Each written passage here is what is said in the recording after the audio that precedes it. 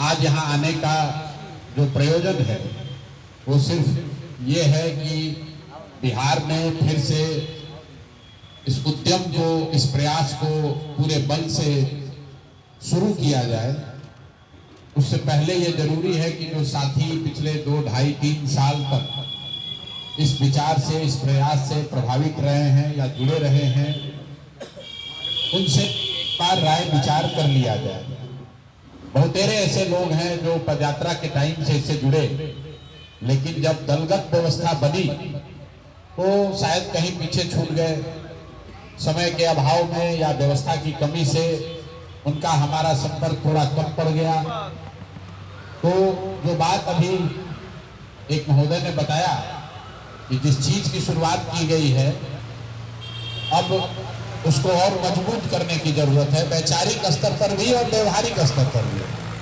तो विचार और व्यवहार के स्तर पर इसको और कैसे मजबूत और प्रगाढ़ किया जाए, ये प्रशांत किशोर का प्रयास है जिससे आप जुड़े हैं, उससे ये आपका भी प्रयास बने, ऐसी व्यवस्था की जाए।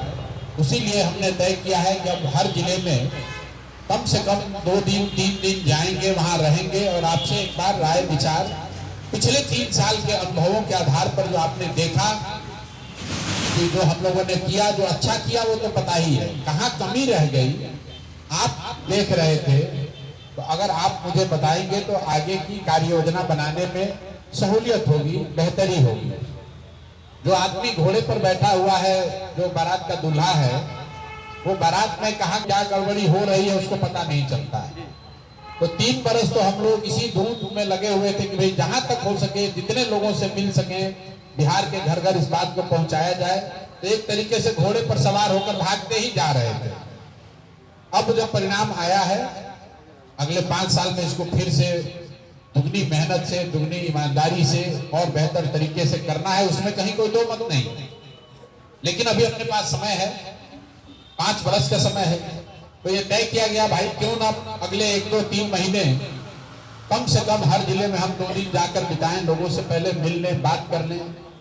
और जो आपका सुझाव है, जो आपने देखा समझा और जो मेरे खुद के अनुभव रहे, मेरे साथियों के अनुभव हैं, सबको समायोजित करके तभी कोई नए कार्यक्रम की शुरुआत की जाए।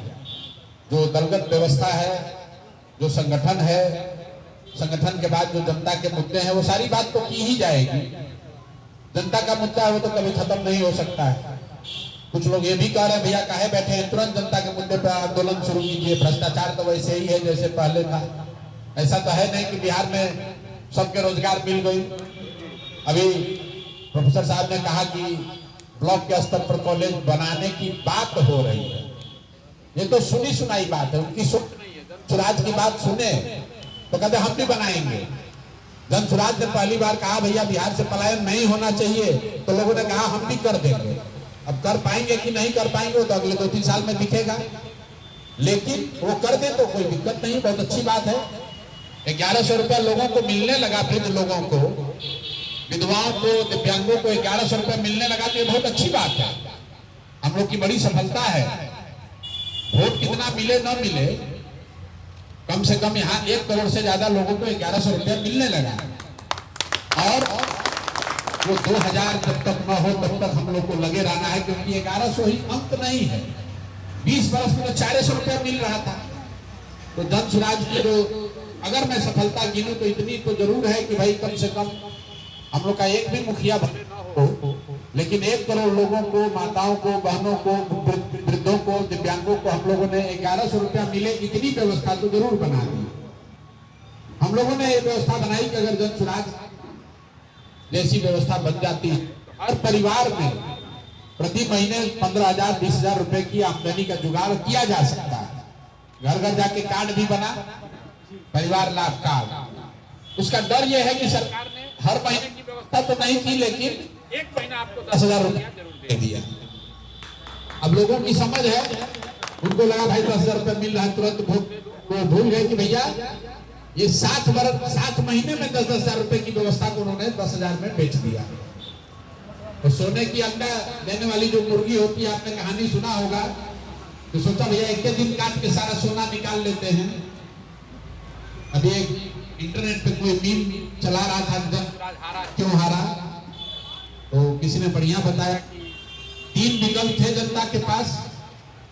एक विकल्प जन सुराज का था, जिसमें बताया गया कि आप पढ़ाई के जरिए, रोजगार के जरिए अपना और अपने बच्चों का जीवन कैसे सुधार सकते हैं। लोगों ने उसको सुना, ताली बजाई। दूसरा विकल्प था इंडी अलायंस का, राजद अलायंस का। उन्होंने कहा हम आपको आएंगे तो 10 लाख नौकरी दे देंगे। लोगों ने वो भी सुन लिया। कुछ लोगों का विश्वास भी हुआ होगा, किसी का नहीं हुआ होगा। फिर तीसरी सरकार आई, कही कि भैया ना तुमको पढ़ाई की जरूरत है ना नौकरी की जरूरत है, हम तुमको ऐसे बैठाइए कि 10,000 रुपया दे देंगे। तो लोग कहे काहे नौकरी करे, काहे विजन करे, 10,000 रुपया दो भैया, वोट दो। लेकिन ये 10,000 रुपया तो खत्म हो गया। छठ में साड़ी खरीदा गई, वो खाली बिचार ले लो, पैसा हो गई खत्म। अब महीना 2 महीना के बाद फिर वही दुर्दशा, वही बच्चों को फिर ट्रेन में आपका पति, आपका बेटा, भाई बैठ के फिर जाकर मजदूरी करने लगा। अब आदमी 10 से 15 दिन के बाद जब जाता ट्रेन पर बैठे, यूट्यूब वाला पत्रकार उससे पूछ रहा है, भाई कहाँ जा रहे हो गुजरात? तो गरिया रहा है सरकार को। अभी ये फैक्ट्री यहाँ रहता तो कहे जाते, फैक्ट्री ये सरकार नहीं बना रहा। तो मेरे भाई तुम्ही ने तो ये सरकार बनाया है। जो बोओगे वही ना काटोगे, जो बोए हैं वो काटेंगे। तो अभी जनता ने जो बोया है उसको फसल काटने दीजिए।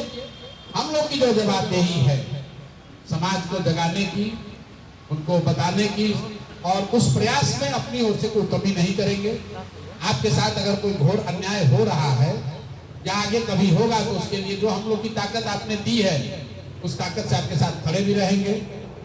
अभी जहानाबाद में एक साधारण परिवार की लड़की, नीट की छात्रा, उसके बारे में लोग बता रहे हैं रेप हुआ, मर्डर हो गया, कोई पूछ नहीं रहा।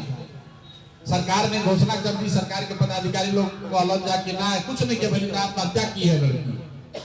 जब हम लोग गए उस घर पर तो सरकार पर इतना दबाव बना, SIT बनाया है। अब पता चल रहा है ना भाई उस लड़की के साथ गलत किया गया है, रेप किया गया है। और डर के मारे कभी SIT बना रहे हैं, कभी CBI बना को भेज रहे हैं।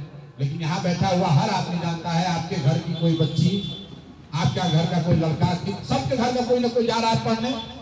अगर आपके साथ ये दुर्घटना हो जाए तो कोई बचाने वाला नहीं। तो हम लोग कम से कम आपके साथ खड़े हैं। अभी बेतिया राज के अधिग्रहण का मामला चल रहा है। लोग आके कह रहा है भैया देखिए हम लोग का जमीन पर बुलडोजर चलेगा, जल्दी चलिए। अरे भाई चुनाव के पहले तो यही ना समझा रहे थे कि मत दो वोट, तो काहे दिए? खैर अब जो होना था वो तो हो गया। कम से कम आगे गलती ना हो, आगे सुधरिए। अगर हर प्रखंड में बढ़िया स्कूल कॉलेज खुल जाए तो इसमें कोई दिक्कत नहीं। सरकार को वोट दीजिए, पहले खोलने तो दीजिए। अभी तो खाली घोषणा कर रहा है बेवकूफ बनाने के लिए। अगर स्कूल खुल जाए तो दिक्कत नहीं है। बिहार की तरक्की होनी चाहिए, आपका भला होना चाहिए। जनसुराज जीते या ना जीते उससे क्या फर्क पड़ना। हमको विधायक बन के रुपया तो कमाना नहीं है। तो अगर 10,000 रुपया मिला तो बहुत अच्छी बात है, लेकिन महिलाओं को 2 लाख रुपया मिलना चाहिए जो वादा उन्होंने किया। 2 लाख दीजिएगा तब ना काम चलेगा। तो 6 महीना पूरा हो रहा है जून से। तो हम लोग जून से यही कहे हैं कि भैया जिसको जिसको 10,000 रुपया दिए, आप बोले कि वोट दोगे तो 2 लाख मिलेगा, सबको दीजिए रुपया। तो संगठन के तौर पर विचार के साथ साथ हम लोग का ये प्रयास भी रहेगा कि समाज में अगर किसी के साथ अन्याय हो रहा है या किसी को कोई मीठी बात कह के धोखा जिनके साथ किया गया है, उनके साथ मिलकर हम लोग काम करें। और आपके जो सुझाव है वो आज लेंगे।